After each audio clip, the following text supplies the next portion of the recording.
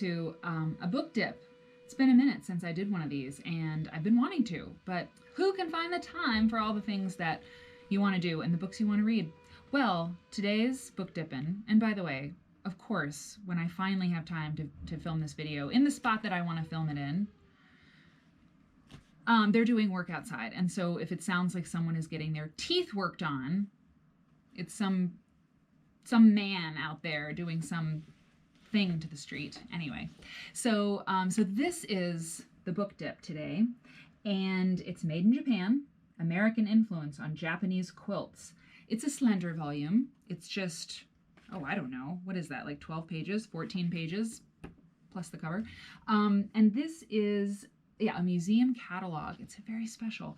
The New England Quilt Museum in Lowell, Massachusetts, the summer, pretty much like the summer of 1990, did this exhibit, and it's just incredible. Now, I just don't know if you'll be able to get your hands on this. Now, you could contact the New England Quilt Museum, you could go on eBay, you could go rifling through, you see, someone's getting their cavity filled.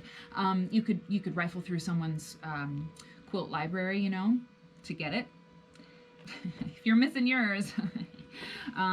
So this Kei Kobayashi visited the New England Quilt Museum, and this is the story. You know, Kei speaks about the experience, and then the museum director at the time, Marta Gredler, they both write a little bit about this. But it seems that Kei, in the spring of 1889, Kei came to the museum because she was working on a documentary about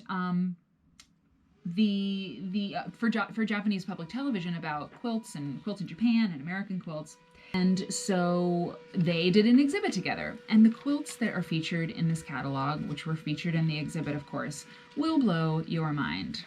For example, this one is probably, both of these are just ridiculous. Look at this.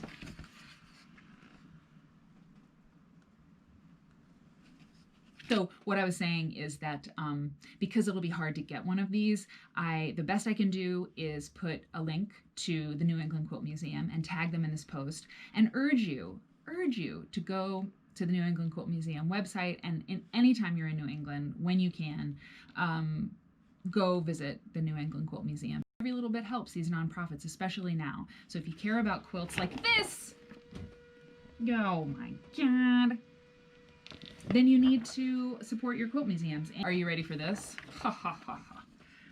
Yeah, I know. I mean, now that looks a lot like Japanese quilts that I've seen at the International Quilt Museum. Also, I will tag them and give you a link to their website, because you need to go over there as well and take a look and donate. It's just very important.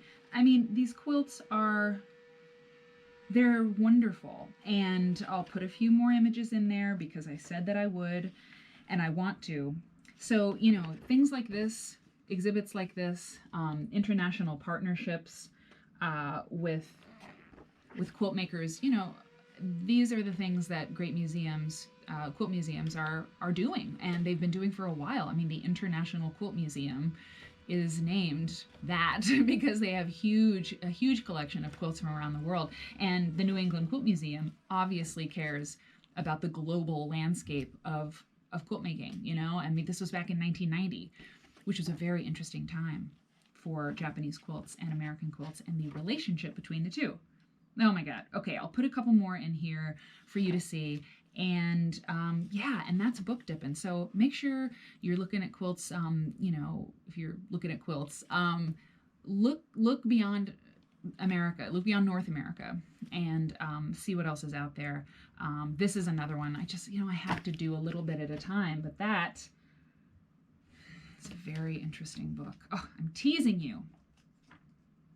Spencer Museum of Art, University of Kansas, 1987. It's the only thing I can read on this page. And that's okay. It's okay. Thanks for joining me. Yeah, that's all. I have a monitor down here. That's why I'm always looking down. Cool story.